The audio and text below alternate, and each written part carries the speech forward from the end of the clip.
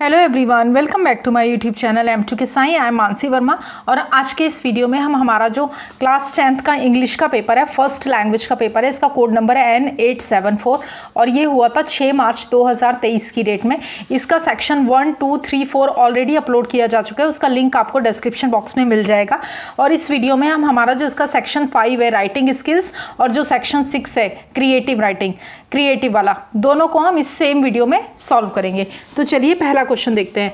पहला क्वेश्चन बोले तो क्वेश्चन 5 राइटिंग सेक्शन का पहला क्वेश्चन है ये। क्वेश्चन 5 है, do any one of the following. इसमें आपको दो दिए गए हैं, A1 और 2, उसमें से आपको कोई एक करना है। मैं आपको दोनों का सॉल्यूशन दूंगी क्योंकि कोई बच्चा कोई करता है, कोई बच्चा कोई करता है। पहला है, read the following instructions given by Mumbai police department before the celebration of Holi and write a letter based on the same.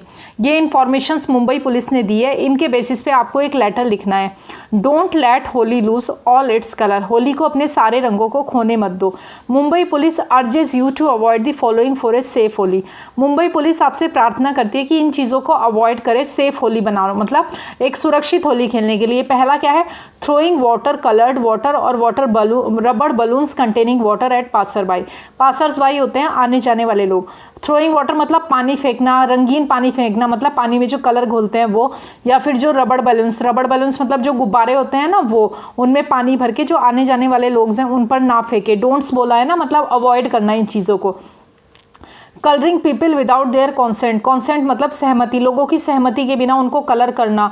Eve teasing की घटनाएं नहीं होती, छेड़छाड़ की घटनाएं, वो नहीं करना। ड्रिंक एंड ड्राइव मतलब पी के गाड़ी नहीं ड्राइव करना। Using dirt and chemical instead of natural colours, natural colours के बजाय डर्ट और केमिकल्स को यूज़ करना। Triple riding on two wheeler मतलब बाइक के ऊपर 3-3 लोगों को ड्राइव नहीं करनी है, गाड़ी नहीं चलानी है। राइडिंग विदाउट ए हेलमेट, और हेलमेट के बिना भी बाइक जो है वो बाइक स्कूटी ना चलाएं। तो चलिए आगे देखते हैं। यू आर, इसने बोला है लेटर में, क्वेश्चन में आपको दिया गया है कि यू आर राज रजनी मल्होत्रा, या तो आप राज मल्होत्रा रखो अपना नाम या फिर रजनी मल्होत्रा रखो। Residing eight 101 Shiv Siddhi Vinayak apartment, ये एड्रेस दिया गया है कि आपका एड्रेस है 101 शिव सिद्धि विनायक अपार्टमेंट, विले पार्ले, मुंबई, ये पिन कोड है। फॉर्मल लेटर लिखो या फिर इनफॉर्मल लेटर लिखो। तो फॉर्मल लेटर क्या है, write a letter to the commissioner of police Mumbai thanking him for the instructions and appealing advertisement, कि मुंबई पुलिस कमिश्नर को एक लेटर लिखो और उन्हें थैंक यू दो उन इंस्ट्रक्शंस के लिए, उन निर्देशों के लिए और उस अपीलिंग एडवर्टाइजमेंट के, जो अपील करी थी ना लोगों ने, वो जो एडवर्टाइजमेंट लगाया था उसके लिए। दूसरा है इनफॉर्मल लेटर। फॉर्मल लेटर वे होते हैं जो ऑफिशियल लोगों को लिखे जाते हैं और इनफॉर्मल लेटर वो होते हैं जो रिश्तेदारों को लिखे जाते हैं, जैसे कि भाई को, बहन को, मामा को, चाचा को, ताऊ को, फ्रेंड्स को, उनको लिखे जाते हैं। फिर या फिर अपने फ्रेंड को लिखो, रोहन रोहिणी को, और उससे अपील करो कि भाई सेफ होली खेले और जो जो पॉइंट्स बताए गए हैं उनको लो कि वैसा ना करें। अब जिन बच्चों को लेटर लिखना नहीं आता, सबसे पहले उनको बताती हूँ। जिन बच्चों को ये लगता है ना यार हमें तो लेटर लिखना नहीं आता, तो लेटर में हमेशा स्टेप वाइज मार्किंग होती है, मतलब एड्रेस लिखने पर भी आपको नंबर मिलते हैं। तो जितना आता है, मान लो आप बीच की बॉडी नहीं लिख पा रहे बहुत बड़ी, तो जो पॉइंट्स नहीं है इनको ही इंक्लूड करके आप थोड़ा सा तो लिख पाओगे ना। और एड्रेस भी आपको गिवन है, मुंबई पुलिस को लेटर लिखना है ये भी गिवन है, तो सारे पॉइंट्स को मिला के भी आप लिखोगे तो कम से कम 2 मार्क्स तो आपको मिलेंगे ही मिलेंगे ना। इसलिए छोड़ के नहीं आना है, अटेम्प्ट करना है। और एक गलती बिल्कुल ना करें, क्वेश्चन ही उठा के नीचे ना लिख दें, या फिर अनसीन पैसेज या टेक्स्ट बुक का जो पैसेज मिला है उसके वर्ड्स को भी ना लिखें। टीचर को साफ साफ समझ में आता है कि मुझे बेवकूफ़ बना रहे हैं, वैसा नहीं करना है आपको। तो जो हमारा पहला लेटर है वो देखते हैं, फॉर्मल लेटर हमारा। अपना नाम लिखा है राज मल्होत्रा, पहले अपना नाम लिखेंगे फिर अपना एड्रेस लिखेंगे। 101 शिव सिद्धि विनायक अपार्टमेंट, विले पार्ले, मुंबई 57, ये हमें गिवन है पेपर में। फिर उसके बाद हम डेट लिखेंगे। अब मैंने ये कल की डेट में लिखा है तो मैंने कल की डेट डाल दी। आप एग्जाम के आसपास की कोई भी, मतलब डेट से कोई मैटर ही नहीं करता, कोई भी डेट आप डाल सकते हो। 2 कमिश्नर ऑफ पुलिस मुंबई। अब सब्जेक्ट भी हमें उसमें दिया हुआ ही है, ये देखो, अपने मन से हमें कुछ लिखना ही नहीं है। ये देखो, thanking him for the instructions, यानी कि मुंबई पुलिस को हम थैंक कर रहे हैं। Thanking for the instructions and appealing advertisement, same लिखा है। To thank Mumbai police for the instruction and appealing advertisement, instructions and appealing advertisement. Respected sir, आदरणीय sir, I am Raj Malhotra, a civilian of Shiv Siddhi Vinayak apartment in the nearby locality. पास की locality में रहने वाला civilian होता है एक नागरिक, मतलब कहाँ का, शिव सिद्धि विनायक अपार्टमेंट का। I am writing this letter to express my gratitude for the instruction given by Mumbai Police Department for playing safe Holi. मैं अपना ग्रेटिट्यूड आभार व्यक्त कर रहा हूँ उन इंस्ट्रक्शंस के लिए, उन निर्देशों के लिए जो कि मुंबई पुलिस डिपार्टमेंट में सेफ होली खेलने के लिए दिए थे। That was displayed in our area, वो हमारे एरिया में जो है डिस्प्ले किए गए थे, मतलब पोस्टर लगाया गया था हमारे एरिया में। All the points are fully applicable, sir सारे पॉइंट्स जो हैं वो पूरे तरीके से एप्लीकेबल हैं and should be kept in mind by all people, और सारे लोगों के द्वारा उन्हें दिमाग में रखा जाना चाहिए। अब आप एक चीज़ और देखो, ये जो मैंने रेड पेन से लिखा है ना, ये क्या है, ये उन पॉइंट्स को हाईलाइट करने के लिए लिखा है जो आपको इस पेज पे दिए गए हैं, मतलब जो इस नोटिस यहाँ पे दिए गए हैं ना, और बोला गया है इनको यूज़ करो, तो इनको यूज़ किया है और रेड पेन से दिखाया है। ये देखो, throwing water, colored water or rubber balloons containing water at passers-by, coloring people without their consent, using dirt and chemical instead of natural colors। Letter बड़ा नहीं है, सिर्फ पॉइंट्स यूज़ किए हैं इसलिए आपको बड़ा लिख रहा है। देयरफॉर, इसलिए many residents have suffered due to rubber balloons and chemical points, इसलिए बहुत सारे जो रेजिडेंट्स हैं, मतलब जो निवासी हैं, हैव सफ़र्ड, उन्होंने सफ़र किया है किस वजह से, रबड़ बैलून्स की वजह से। कई बार बच्चे मार देते हैं ना पानी के गुब्बारे और लोगों को चोट लग जाती है। एंड केमिकल पेंट्स, और केमिकल पेंट्स भी लगा देते हैं लोग, जिसकी वजह से बहुत सारे कई लोगों की स्किन जो है वो ख़राब हो जाती है, उन्हें एलर्जी हो जाती है। Incidents of eve teasing, drink and drive, triple riding on two wheeler, ये भी उसी में दिया था, वही यूज़ किया है। Also riding without a helmet increase due to Holi festival. और आगे बोला गया कि जो घटनाएं हैं ईव टीजिंग की, मतलब छेड़खानी की जो घटनाएं, वो शराब पी के गाड़ी चलाना, ट्रिपल राइडिंग मतलब बाइक पर 2 लोगों के, 2 व्हीलर पर 3 लोगों का चलना, एंड ऑल्सो राइडिंग, और बिना हेलमेट लगाए गाड़ी चलाना की जो घटनाएं हैं, ये भी काफ़ी बढ़ जाती है होली के त्यौहार पर। आफ्टर दीज इंस्ट्रक्शंस, इन निर्देशों के बाद, एंड अट्रैक्टिव पोस्टर, से अट्रैक्टिव पोस्टर की वजह से, I hope all residents will follow these instruction, मुझे उम्मीद है कि सारे रेजिडेंट्स जो हैं वो इन निर्देशों का पालन करेंगे एंड प्ले सेफ होली, और एक सुरक्षित होली खेलेंगे। Thanking you, yours faithfully, Raj Malhotra. Last में थैंकिंग यू लिखेंगे, योर्स फेथफुली और राज मल्होत्रा। ये फेथफुली में एच आएगा, बीच में छूट गया है, FAITHFULLY। राइटिंग में स्लिप हो जाता है ना, कई बार स्किप कर जाता है। नेक्स्ट लेटर देखते हैं। ये तो फॉर्मल लेटर हो गया आपका, अगला लेटर है आपका इनफॉर्मल वाला। राज Malhotra 101 Shiv Siddhi Vinayak apartment Vile Parle. Informal letter friend को लिखने के लिए बोला गया है। मुंबई 40057, 14 जुलाई 2023। देखो मैंने यहाँ पे मार्च डेट हाईलाइट किया है, क्यों, मैंने यहाँ जुलाई की डेट डाली है, डेट से कोई मैटर नहीं करता इसलिए कुछ फ़र्क नहीं पड़ेगा। लेकिन जैसे होली की बात हो रही है तो हम मार्च की कोई डेट ले सकते हैं, क्योंकि होली का जो फेस्टिवल है वो मार्च में आता है। ऐसे ही मान लो आपको लेटर लिखने के लिए आ जाए दिवाली पे कि भाई पटाखे नहीं छुड़ाने हैं, ऐसा लेटर लिखना है, नो फायर क्रैकर्स, तो आप क्या करोगे, तो आप दिवाली के आसपास की जो डेट है वो वाली लिख दो। ये होली की बात हो रही है तो मार्च के आसपास की लिख दो। आगे देखते हैं, फिर डेट लिखनी है। डियर रोहिणी, जो इनफॉर्मल लेटर है ना उसमें सामने वाले का एड्रेस देखो, जैसे फॉर्मल में दोनों एड्रेस आते हैं ना, जिसको लिख रहे हैं उसका भी आता है और अपना भी आता है, डेट और सब्जेक्ट भी आता है। जब आप इनफॉर्मल लेटर लिखते हो ना तो उसमें सब्जेक्ट नहीं आता, डायरेक्ट हम जो है लेटर शुरू कर देते हैं। डियर रोहिणी, राज और रोहिणी दोनों नाम हमें उसी में दिए गए थे, उसमें से राज ये लेटर रोहिणी को लिख रहा है। Dear Rohini, wish you and your family a very happy Holi in advance. आप तुम्हें और तुम्हारे परिवार को आई भी लगा सकते हो आप शुरू में। I wish you and your family a very happy Holi in advance. मैं तुम्हें और तुम्हारे परिवार को एडवांस में ही होली की शुभकामनाएं देता हूँ। May God fill your life with colours of happiness. ईश्वर करे कि तुम्हारा जीवन जो है वो खुशियों के रंगों से भरा रहे। Yesterday I came across an advertisement displayed outside my society bye Mumbai police. कल मैंने एक एडवर्टाइजमेंट देखा जो कि हमारी सोसाइटी के बाहर मुंबई पुलिस ने लगाया था, डिस्प्ले किया था। This advertisement advised making Holi safe. और इस एडवर्टाइजमेंट में ये सलाह दी गई थी कि होली को सेफ कैसे बनाएं। I thought of sharing the message with you. मैंने सोचा कि इस मैसेज को तुम्हारे साथ शेयर करूं। During Holi we should avoid throwing water और rubber balloons containing water on passers by, they harm to others. Holi के दौरान हमें जो वाटर है या फिर जो वाटर बैलून्स हैं या फिर जो रबड़ के बैलून्स हैं जिनमें पानी भना रहता है वो आने जाने वालों पर ना फेंके। दे हार्म टू अदर्स, उससे दूसरों को नुकसान पहुंचता है। हार्म मतलब नुकसान।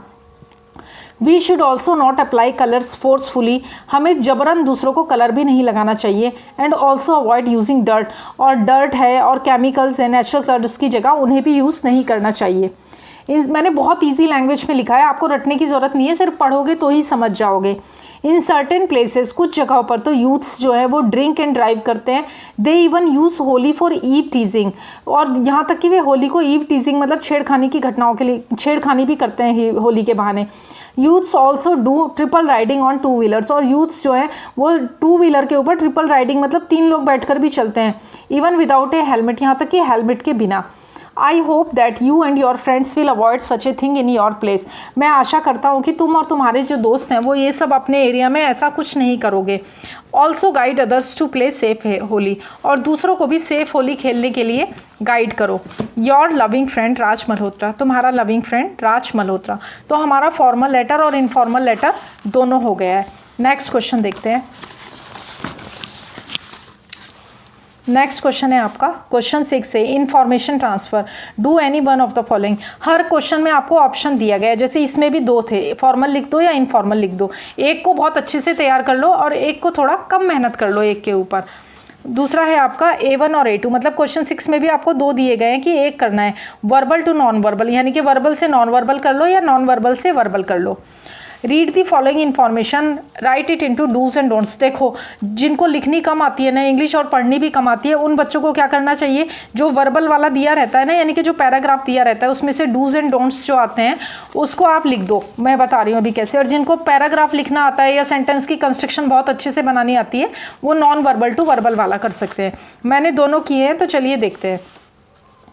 Outside the Central Library there is a board displaying some rules and regulations for the members। Central library के बाहर एक बोर्ड है जिस पर कुछ रूल्स एंड रेगुलेशंस लिखे गए हैं मेंबर्स के लिए। They are as follows. अब इसमें आपको क्या करना है, इसमें 8 पॉइंट्स आपको दिए गए हैं, 4 आपके डूज हैं और 4 आपके डोंट्स हैं। तो आपको क्या करना है, डूज को एक लाइन्स में लिखना है, मतलब जो करना है वो एक तरफ और जो नहीं करना है वो एक तरफ। तो इसको पढ़ना आप समझ जाओगे, मैंने जो लिखा है वो आप देख लो। इसी में से लिखा है, बाहर से कुछ एक अक्षर भी अपने मन से नहीं लिखा है। Enter your name and registered number in the register before entering in the library. ये देखो पहली लाइन में ही है, enter your name and registered mobile number in the register before entering in the library. Library में प्रवेश करने से पहले अपना नाम और रजिस्टर्ड मोबाइल नंबर जो है वो रजिस्टर में एंटर करो। दूसरा क्या है, you should pay your monthly annual membership on time. दूसरा पॉइंट है आपका, यू शुड हटा देंगे, पे your monthly annual membership on time. आपकी जो मंथली यानी कि मासिक और एनुअल जो सालाना मेंबरशिप फीस है उसको समय से भर दो। ये देखो, पे your monthly annual membership on time, बिल्कुल इस तरीके से आपको लिखना है।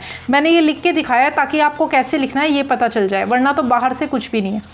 थर्ड वाला पॉइंट है, ये देखो, you should maintain pin drop silence in the library.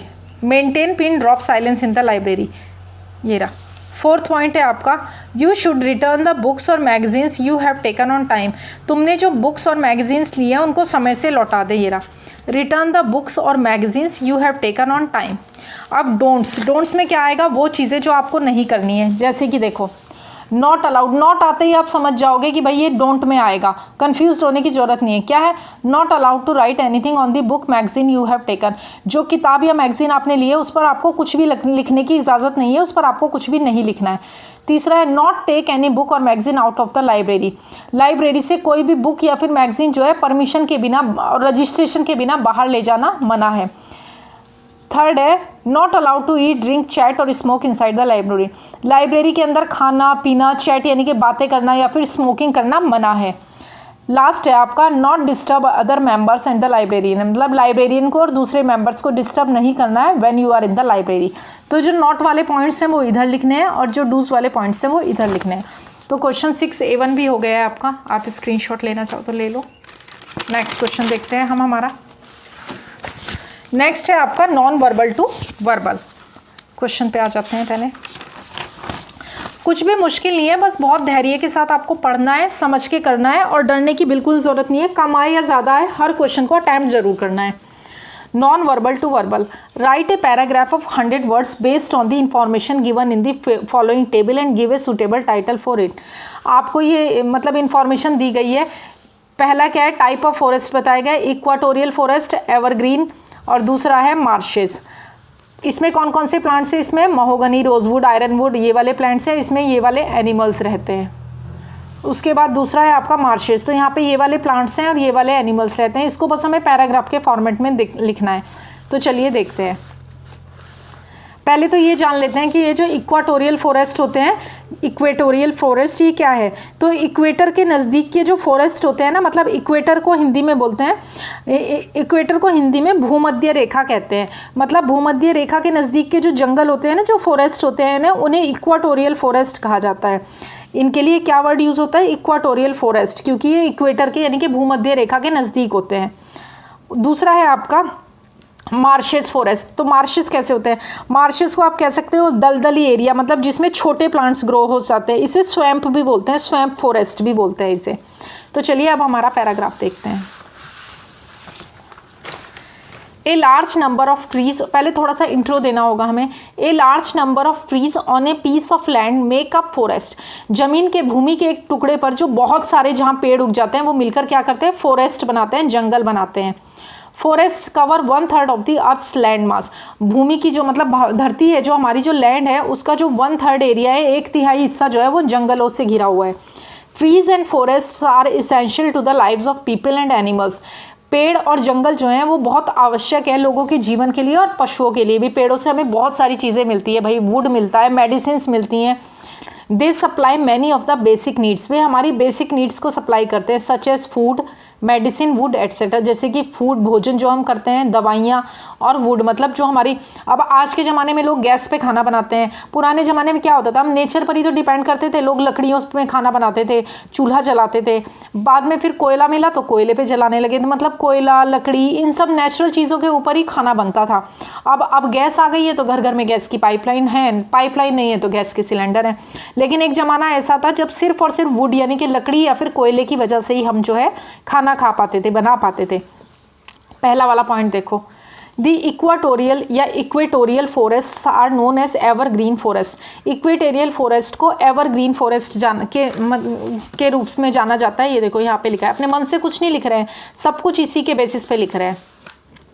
Equatorial forest have many plants. Equatorial forest में बहुत सारे प्लांट्स होते हैं, सच एज, अब यहाँ से ही हमने नाम लिखे, such as mahogany, rosewood, iron wood, oil palm. ये देखो यहाँ तक लिख दिया हमने, oil palm. Whereas different types of animals also stay live in this forest. और बहुत सारे अलग अलग तरह के एनिमल्स, जानवर भी क्या करते हैं, यहाँ पे रहते हैं इन जंगलों में। Such as different types of monkey, जैसे कि डिफरेंट टाइप्स ऑफ मंकी, अलग अलग तरह के बंदर, स्नेक्स सांप, लिजर्ड छिपकलियाँ, बैट्स, टीसी फ्लाइज, बैट्स और फिर टीसी फ्लाइज। दूसरे वाले फॉरेस्ट देखते हैं, marshes forest. Marshes forest there are plants like mangroves. वहाँ पर कौन कौन से प्लांट्स होते हैं, देखो ये भी मैंग्रोव है, क्रीपर्स है, numerous tall trees like mahogany, ये होते हैं। Whereas different types of insects, और अलग अलग तरह के इंसेक्ट्स होते हैं, स्नेक्स होते हैं, क्रोकोडाइल्स होते हैं, टीसी एंड अदर फ्लाइज। और दूसरी ये भी हमने इसी में से लिखा है, डिफरेंट टाइप्स ऑफ इंसेक्ट्स होते हैं, स्नेक्स होते हैं, crocodile, TC and other flies. तो ये भी आपका हो गया है। तो दोनों में से कोई भी मुश्किल नहीं है, आप कोई भी लिख सकते हो। नेक्स्ट क्वेश्चन की तरफ आते हैं। Drafting a speech, view, counter view. इसमें दो क्वेश्चन है आपके, B1 और B2। पहला वाला स्पीच है और B2 आपका काउंटर व्यू है। मतलब स्पीच आती है तो आप स्पीच लिख सकते हो, और काउंटर व्यू लिखना चाहो तो काउंटर व्यू। व्यू और काउंटर व्यू का मतलब क्या होता है, व्यू मतलब उसी के बारे में अपनी ओपिनियन देना, और काउंटर व्यू मतलब अपोजिट। किसी ने कहा है कि सूरज पूरब से उगता है तो आपको अपोजिट लिखना है, नहीं भाई सूरज तो पश्चिम से निकलता है, और जस्टिफाई करना है अपनी बात को कि भाई कैसे। मतलब व्यू भी होता है और काउंटर व्यू भी होता है। इंटरव्यूज़ में होता है ना, जब आप जॉब इंटरव्यूज़ वगैरह के लिए जाओगे तब आपको पता चलेगा, वहाँ पर ग्रुप डिस्कशन के लिए जो टॉपिक्स दिए जाते हैं उसमें एक टीम को व्यू यानी कि पक्ष में बोलना होता है, और एक टीम को जो है विपक्ष में, अपोजिट बोलना होता है। पहला वाला है, prepare a speech to be delivered in the school assembly on save nature, use the following points. एक स्पीच तैयार करो जो कि स्कूल की असेंबली में बोलनी है, टॉपिक है सेव नेचर, और ये जो पॉइंट्स दिए गए इनको यूज़ करो। पहला पॉइंट है, we survive only if nature survive. हम भी तभी सर्वाइव करते हैं, हम भी तभी जीते हैं जब नेचर सर्वाइव करती है, जब नेचर जीती है। ऑल अवर रिसोर्सेज, हमारे जो भी रिसोर्सेज हैं, साधन है, वो डायरेक्टली और इनडायरेक्टली कम फ्रॉम नेचर। वो डायरेक्टली कहो या इनडायरेक्टली प्रकृति से ही आते हैं। प्रिवेंट डिफोरेस्टेशन, प्रिवेंट मतलब रोकना, डिफोरेस्टेशन मतलब पेड़ों की कटाई। Balancing nature by saving plants, animals and birds. Nature को बैलेंस करना कैसे, प्लांट्स को बचा के, एनिमल्स को बचा के और पक्षियों को बचा के। और अपने पॉइंट्स भी आप ऐड कर सकते हो। तो चलिए स्पीच देखते हैं। ये वो पॉइंट्स हैं जो वहाँ पे दिए गए हैं। Good morning respected principal sir, teachers and my dear friends. आदरणीय प्रधानाचार्य जी, मेरे अध्यापक गणों और मेरे मित्रों, आप सभी को good morning. Today I would like to draw your attention to a very important issue that affects each and every one of us. आज मैं आपका ध्यान उन महत्वपूर्ण मुद्दों की तरफ आकर्षित करना चाहूँगा जो हम में से प्रत्येक को प्रभावित करते हैं। अफेक्ट्स मतलब प्रभावित करते हैं। The need to save nature, और वो क्या टॉपिक है? प्रकृति की सुरक्षा, जो कि बहुत आवश्यक है, मतलब प्रकृति की सुरक्षा की आवश्यकता। एज वी ऑल नो, जैसे कि हम सभी जानते हैं, we survive only if nature survives. हम भी तभी सर्वाइव करते हैं जब नेचर सर्वाइव करती है। ऑल आवर रिसोर्सेज, ये रेड पेन से मैंने लिखा है, जो पॉइंट्स मैंने इंक्लूड किए हैं ना दिए हुए, वो रेड पेन से हाईलाइट किया आपको दिखाने के लिए। आपको एग्जाम में रेड पेन का यूज़ नहीं करना है। From nature, the air we breathe, जैसे कि मतलब सारे रिसोर्सेज जो हैं हमारे साधन, वो सब डायरेक्टली या फिर इनडायरेक्टली प्रकृति से ही आते हैं। द एयर वी ब्रीथ, वो हवा जिसमें हम सांस लेते हैं। द वाटर वो ड्रिंक, वो पानी जो हम पीते हैं। द फूड वी ईट, जो खाना हम खाते हैं। Everything is provided to us by nature, हर चीज़ हमें प्रकृति के द्वारा ही प्रदान की जाती है, दी जाती है। If we want to live in harmony with nature we should try to save nature. अगर हम प्रकृति के साथ ही जीना चाहते हैं तो हमें प्रकृति को बचाना होगा। One of the most important way is by preventing deforestation, और इसका जो एक सबसे इम्पॉर्टेंट तरीका है वो क्या है? प्रिवेंटिंग डिफॉरेस्टेशन, यानी कि पेड़ों की कटाई को रोकना। बाय कटिंग डाउन ट्रीज, पेड़ों को काटकर, by cutting down trees we not only destroy habitat for animals. Habitat का मतलब होता है जहाँ पशु और पक्षी रहते हैं। जब हम पेड़ों को काट देते हैं तो जो एनिमल्स और बर्ड्स हैं, जो पशु और पक्षी हैं, उनके जो हैबिटेट है, उनके जो घर हैं, हम उन्हें भी डिस्ट्रॉय कर देते हैं, नष्ट कर देते हैं। पेड़ों पर पक्षी रहते हैं अपने घोंसले बना के, और जो बंदर है, ऐसे एनिमल्स भी पेड़ों पर ही सोते हैं। देयरफॉर, इसलिए, but also contribute to climate change, मतलब हम सिर्फ उनके हैबिटेट को, उनके रहने के स्थान को ही नष्ट नहीं करते, हम क्लाइमेट चेंज में भी एक बड़ा योगदान देते हैं। भाई पेड़ ही नहीं रहेंगे तो वर्षा भी नहीं आएगी, वहाँ की मिट्टी भी कट के चली जाएगी पानी के साथ, और बारिश ही नहीं आएगी। सबसे पहली बात, पेड़ों की वजह से बारिश आती है, वर्षा ही नहीं आएगी। देयरफॉर, और वर्षा नहीं आएगी तो कितना नुकसान होगा? खेती में अनाज नहीं उगेगा, अनाज नहीं उगेगा तो चीज़ों के दाम बहुत ज़्यादा बढ़ जाएंगे और महंगाई बढ़ जाएगी। देयरफॉर, इसलिए we must take steps to prevent deforestation, इसलिए हमें पेड़ों की कटाई को रोकने के लिए स्टेप्स लेने चाहिए। And plant more and more trees, और अधिक से अधिक पेड़ जो हैं वो हमें लगाने चाहिए। आगे देखते हैं। ये बड़ा नहीं है, स्पीच एक पेज की है, लेकिन हमने शुरू में पॉइंट्स वगैरह लिखने में आधा पेज चला गया ना, इसलिए नेक्स्ट पेज पे आई है। Preserving plants, animals and birds is another approach to maintain the balance by nature, और पेड़ों मतलब जो प्लांट्स हैं उन्हें बचाना, एनिमल्स को बचाना और पक्षियों को बचाना भी एक अनदर अप्रोच है कि आप नेचर का बैलेंस कर सकते हो। मतलब जो एनिमल्स हैं उन्हें बचा के, पक्षियों को बचा के, उनके लिए खाना होगा, रहने के लिए घर होगा, तभी तो वो रहेंगे ना। Every species has a specific function in the ecosystem, ecosystem में हर स्पीसीज का, यानी कि हर प्रजाति का अपना एक योगदान है, अपना एक फंक्शन है। To save threatened species, threatened मतलब जो खतरे के कागार पर है ना, जो मतलब लुप्त होने के कागार पर जो प्रजातियां हैं, we must fight to safeguard both, हमें ना लड़ाई करनी चाहिए उन्हें सेव गार्ड करने के लिए। क्या क्या? उनके देयर हैबिटेट बोथ, दोनों के लिए, उनके हैबिटेट्स के लिए भी और एनिमल्स देमसेल्फ, मतलब उन एनिमल्स को जो विलुप्त होने वाली प्रजातियां हैं उनको बचाने के लिए भी और उनके हैबिटेट्स को बचाने के लिए भी। रिमेंबर माई फ्रेंड्स, याद रखना मेरे दोस्तों, the power to save nature lies within each and every one of us, प्रकृति को बचाने की जो शक्ति है वो हम में से प्रत्येक के भीतर है। बाय प्रिवेंटिंग डिफॉरेस्टेशन, डिफॉरेस्टेशन को प्रिवेंट करके, यानी कि रोक के पेड़ों की कटाई को। बाय सेविंग प्लांट्स को बचा के, एनिमल्स को बचा के, पक्षियों को बचा के। And by adopting sustainable practices, sustainable का मतलब होता है पर्यावरण को हानि पहुंचाए बिना प्राकृतिक पदार्थों और चीज़ों को, ऊर्जा का उपयोग करना, मतलब ऐसे यूज़ करना जैसे हमेशा बार बार गवर्नमेंट कहती है ना कि सेव वाटर, पानी बचाओ, सेव इलेक्ट्रिसिटी, बिजली बचाओ, पेट्रोल बचाओ, ताकि एक ही वाहन में कई लोग सवारी कर ले, पब्लिक ट्रांसपोर्ट को यूज़ करो, क्योंकि ये सारी चीज़ें हमें प्रकृति ने दी है। वो चाहे कोयला हो, वो चाहे पेट्रोल हो, चाहे वो पानी हो, अगर यही सारी चीज़ें नहीं रहेंगी तो जो हमारी आने वाली जनरेशन्स होंगी उनके लिए तो कुछ भी नहीं रहेगा ना।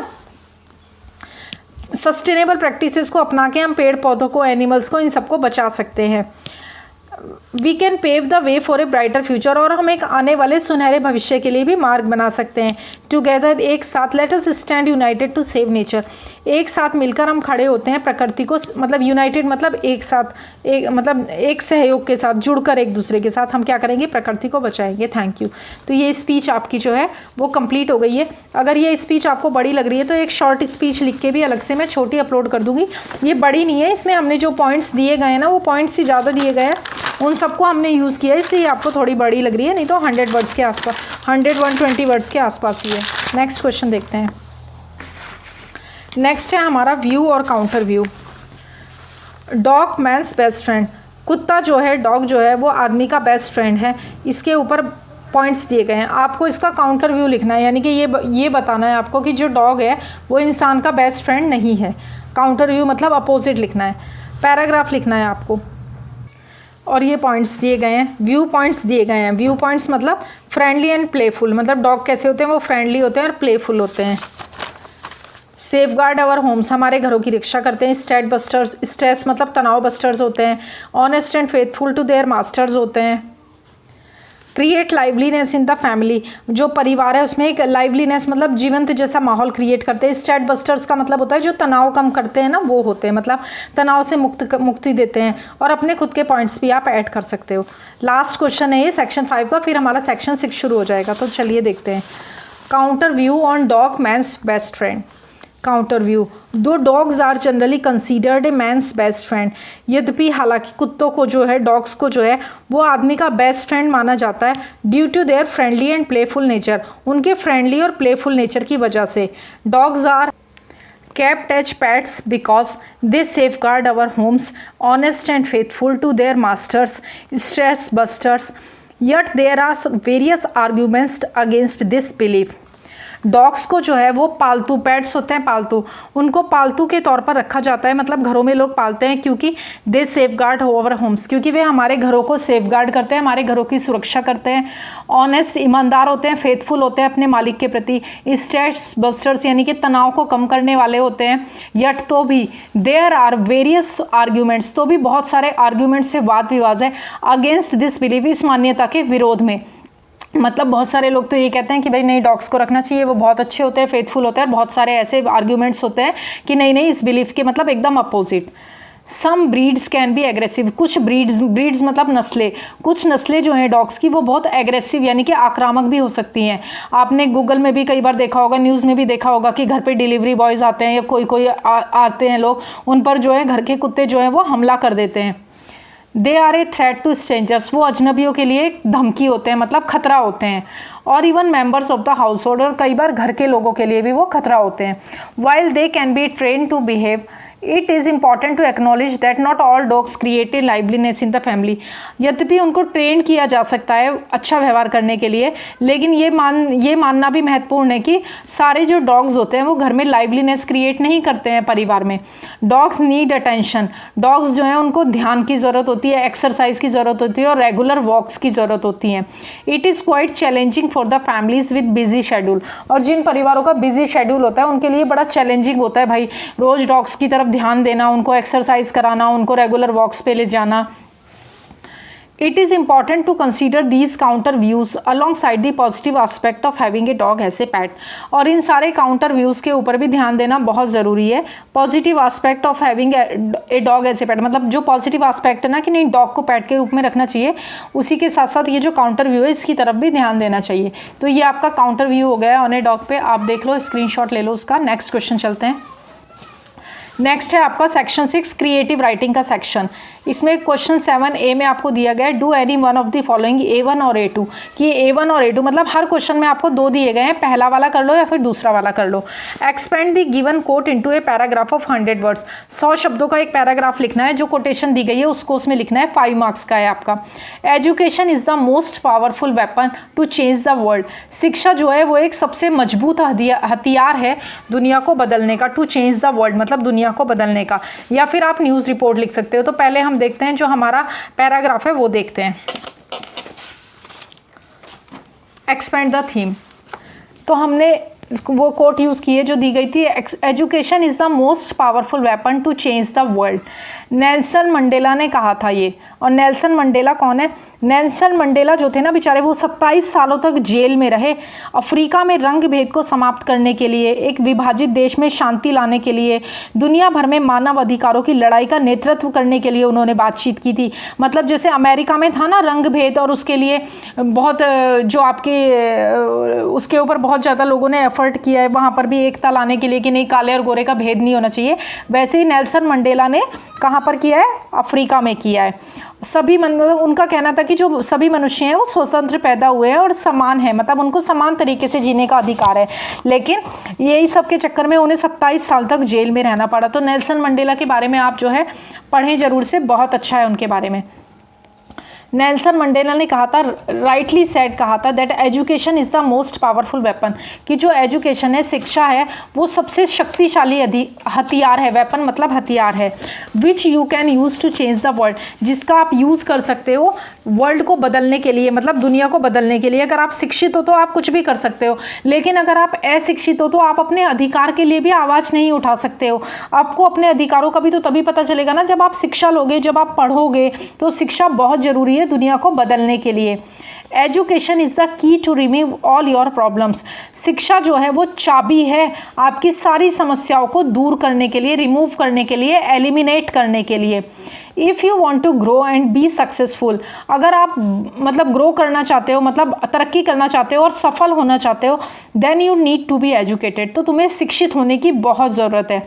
It is not just a necessity, ये सिर्फ आवश्यकता नहीं है, it is a basic human right, ये एक बेसिक मूलभूत ह्यूमन अधिकार भी है कि हमें शिक्षा मिले। इसीलिए हर जगह 8वीं क्लास तक के बच्चों के लिए जो है वो बेसिक जो शिक्षा है वो फ्री है। सारे गवर्नमेंट स्कूलों में बच्चों को यूनिफॉर्म, किताबें, ये सब फ्री दी जाती है ताकि वो स्कूल आए।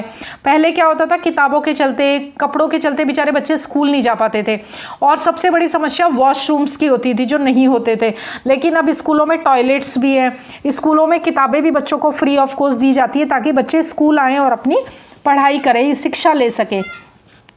Education has the ability to transform individuals and societies, शिक्षा में इतनी शक्ति है, इतनी काबिलियत है कि वो ट्रांसफॉर्म कर सकती है, मतलब बदल सकती है इंडिविजुअल्स को, मतलब किसी एक व्यक्ति को भी, और पूरी सोसाइटी को भी, मतलब पूरे के पूरे समाज को। कहा जाता है ना कि घर में अगर कोई एक शिक्षित है तो पूरा परिवार शिक्षित है, यानी कि जो व्यक्ति शिक्षित है वो बाकी लोगों को भी शिक्षा दे देगा ना। दो education people gain knowledge, through education, शिक्षा के माध्यम से पीपल गेन नॉलेज, लोग ज्ञान प्राप्त करते हैं, स्किल्स मतलब कौशल प्राप्त करते हैं, एंड वैल्यूज़, और वैल्यूज़ प्राप्त करते हैं, that enable them to solve problems, जो उन्हें इस योग्य बनाती है कि वो समस्याओं को हल कर सकते हैं, and contribute to the development of their societies, और अपनी सोसाइटीज़ के डेवलपमेंट में कंट्रीब्यूट करते हैं, योगदान देते हैं। It helps a person to get knowledge and improve confidence in life, ये एक व्यक्ति को क्या करती है, ज्ञान देती है और इम्प्रूव करती है उसका कॉन्फिडेंस, आत्मविश्वास जीवन में। It helps you to take right decision in life, यह आपको जीवन में सही निर्णय लेने में हेल्प करती है। मतलब आप शिक्षित हो तभी तो आप सही निर्णय ले पाओगे ना, अगर शिक्षित ही नहीं है कोई व्यक्ति तो निर्णय कैसे लेगा। An educated person can become a great citizen in society, एक जो एजुकेटेड पर्सन है, जो शिक्षित व्यक्ति है, वो समाज में एक ग्रेट सिटीजन मतलब एक महान नागरिक का दर्जा पा सकता है सोसाइटी में। आप देखो पुराने ज़माने में, आपने पुराने ज़माने की जो फिल्में हैं उसमें देखा होगा कि लोग शिक्षित नहीं होते थे और जो महाजन लोग थे या फिर जो उनके काम करवाने वाले लोग थे वो उनसे अंगूठा लगवा लेते थे ब्लैंक पेपर पे। अब उनको पढ़ना लिखना तो आता नहीं था, अंगूठा लगा के बेचारे आजीवन, पूरा जीवन वो लोग पीढ़ी दर पीढ़ी मजदूरी करते रहते थे। लेकिन अब पढ़ाई लिखाई होने की वजह से क्या है, जो एग्रीमेंट बनता है या कुछ है उसे बंदा पढ़ सकता है ना कि भाई इसमें क्या लिखा है। पहले तो ऐसा था ही नहीं, अंगूठा लगाया ब्लैंक पेपर पे और अपनी मर्जी से उस पर कुछ भी लिख लिया जाता था। Education helps turn weakness into strength, शिक्षा जो है वो कमजोरियों को शक्ति में बदलने में मदद करती है। Education provides many opportunities in various fields for the development of the country, देश के विकास में शिक्षा जो है वो बहुत सारे अवसर जो है अलग अलग फील्ड्स में जो है वो प्रोवाइड करती है। तो ये आपका क्वेश्चन हो गया 7A। नेक्स्ट क्वेश्चन 7B की तरफ मूव करते हैं। नेक्स्ट क्वेश्चन है आपका इसी का 7 का ही A2 है, ये आपका न्यूज़ रिपोर्ट है ये। तो न्यूज़ रिपोर्ट का क्वेश्चन देखते हैं। News report, air pollution is question of life and death. Air pollution मतलब वायु प्रदूषण जो है वो जीवन और मृत्यु का क्या है, प्रश्न है, से सुप्रीम कोर्ट दिल्ली। दिल्ली की सुप्रीम कोर्ट ने कहा है। अब दिल्ली की कोर्ट ने कहा है तो न्यूज़ रिपोर्ट भी दिल्ली डालकर ही लिखनी होगी।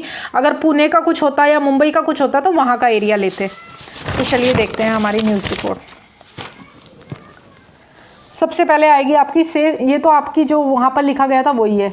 New Delhi 17 June 2023, the Delhi supreme court has declared that air pollution is a matter of life and death. Delhi supreme court ने ये डिक्लेयर किया है कि जो एयर पॉल्यूशन है, जो वायु प्रदूषण है, वो जीवन और मृत्यु का मैटर बन चुका है।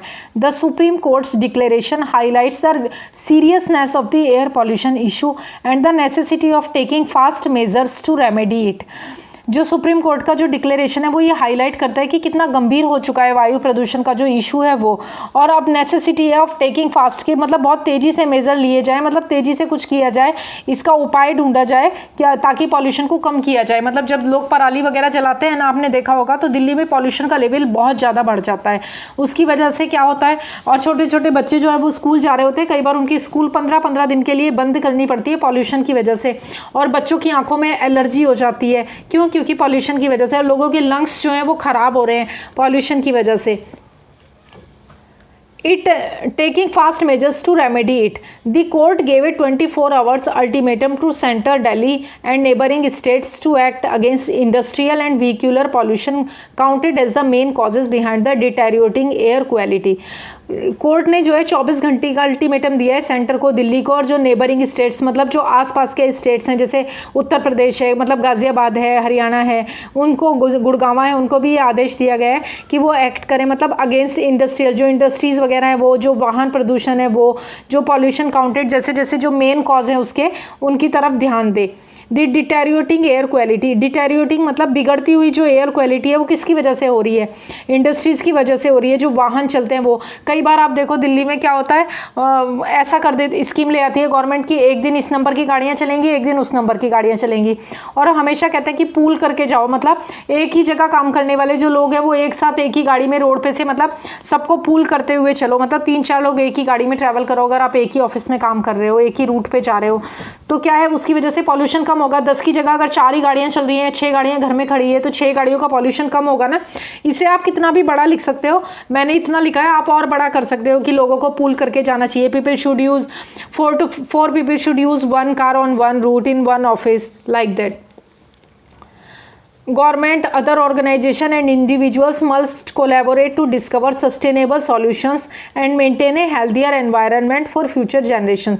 गवर्नमेंट को और दूसरी जो ऑर्गेनाइजेशन, संस्थाएं हैं, उनको और इंडिविजुअल्स को, मतलब प्रत्येक व्यक्ति को स्वयं भी मस्ट कोलैबोरेट। कोलैबोरेट का मतलब होता है वर्क जॉइंटली, यानी कि एक साथ काम करना सहयोग से, टू डिस्कवर सस्टेनेबल सॉल्यूशन, कि ऐसे सस्टेनेबल सॉल्यूशंस ढूंढे कि जिससे जो एनवायरनमेंट है वो भी हेल्दियर हो हमारी आने वाली जनरेशन्स के लिए।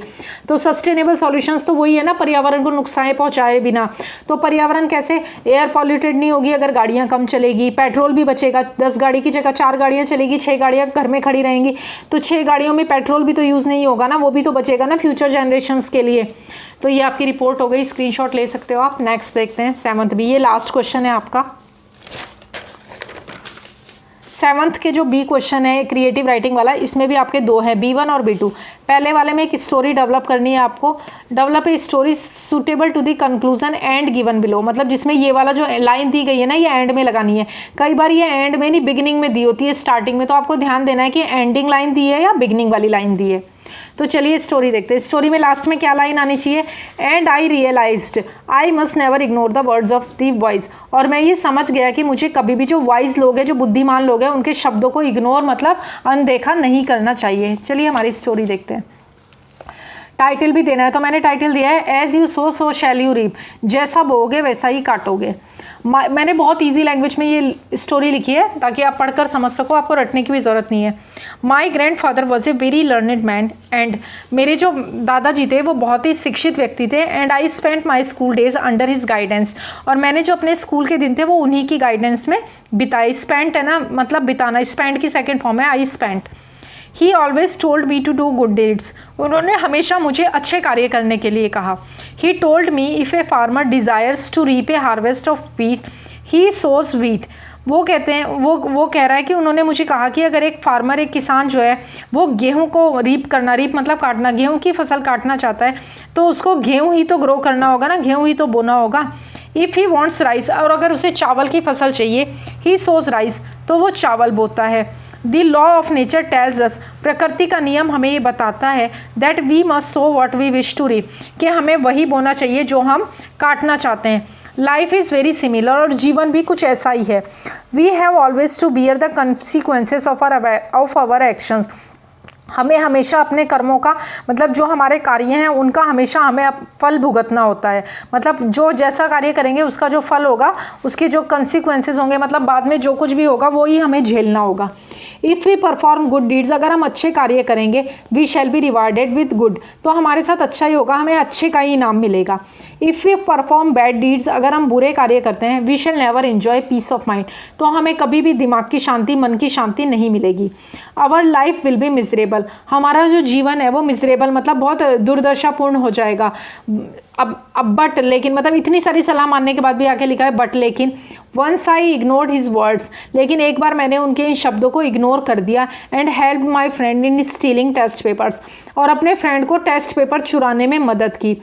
फ्रॉम माई टीचर्स अलमीरा, अपने टीचर की अलमारी में से। With the help of CCTV we were identified, और CCTV की मदद से हमें पहचान लिया गया। Principal suspended both of us for 1 month, और प्रिंसिपल ने हम दोनों को 1 महीने के लिए सस्पेंड कर दिया। आई वॉज अशेम्ड, मैं बहुत शर्मिंदा था। Why I help my friend, कि मैंने अपने दोस्त की मदद क्यों की। एंड आई रियलाइज, और मैं ये समझ गया, आई must never ignore the words of the wise, कि मुझे कभी भी बुद्धिमान लोगों के शब्दों को इग्नोर नहीं करना चाहिए। उसके दादाजी ने उसे क्या कहा था कि अच्छे काम करोगे तो रिवार्ड मिलेगा, और बुरे करोगे तो कंसिक्वेंसेज, जो उसके बाद के परिणाम होंगे, उनको भुगतना होगा। उसने फ्रेंड के साथ टेस्ट पेपर चुराए तो क्या हुआ, उसको स्कूल से 1 महीने के लिए सस्पेंड कर दिया गया। स्टोरी बड़ी सिंपल सी है, प्यारी सी है, बहुत ईजी लैंग्वेज में मैंने लिखी है। चलिए नेक्स्ट क्वेश्चन देखते हैं। लास्ट क्वेश्चन है ये, आपका पेपर कंप्लीट हो जाएगा। Narrate an experience, narrate an experience of your own, write it in about 100 words, beginning as given. देखो यहाँ पे बिगिनिंग दिया गया है, यहाँ पे एंड दिया गया था ना कि एंड करना है, यहाँ पे दिया गया है कि अपने एक्सपीरियंस की जो है सॉरी, अपने एक्सपीरियंस की जो है बिगिनिंग करो इस लाइन से। आफ्टर द रेसेस, रेसेस के बाद मतलब जो लंच ब्रेक होता है ना उसके बाद। We were chatting and fighting in the class, हम क्लास में बातें कर रहे थे, एंड फाइटिंग और झगड़ा कर रहे थे। क्लास के आगे से हमें लिखना है, तो चलिए देखते हैं। I had not realise the significance of the date, मैंने उस डेट का क्या महत्व है इस और ध्यान ही नहीं दिया था। My teacher was angry with me, मेरी टीचर मुझसे गुस्सा थी। Because of my poor marks in maths test, maths test में मेरे पुअर मार्क्स की वजह से मेरी जो टीचर थी वो मुझसे गुस्सा थी। During lunch break, lunch break के दौरान, शी थ्रेटेंड मी, उसने मुझे धमकी दी। THREATENED, she threatened me to report me to headmaster, उसने मुझे ये धमकी दी कि वो हेडमास्टर से मेरी जो है शिकायत कर देगी। सडनली, अचानक, the head girl came to me and said, अचानक जो हेड गर्ल थी वो मेरे पास आई और उसने मुझसे कहा, Devansh, the head master wants to see you in the office right away, कि जो हेड मास्टर हैं वो तुमसे ऑफिस में अभी मिलना चाहते हैं।